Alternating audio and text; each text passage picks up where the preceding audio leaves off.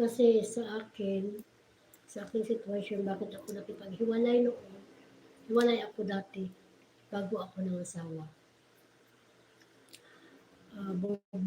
Battered wife ako.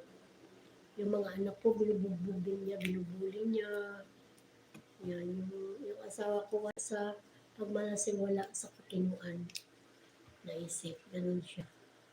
Kaya, nabuti ko noon na SWD kami,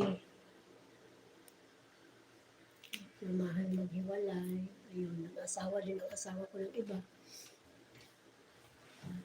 Actually, pangatlo niyang asawa eh.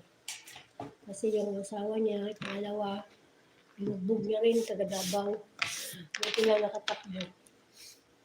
Kung ano ginawa niya sa akin noon, ginawa niya ngayon, ginawa niya sa pangalawang asawa niya.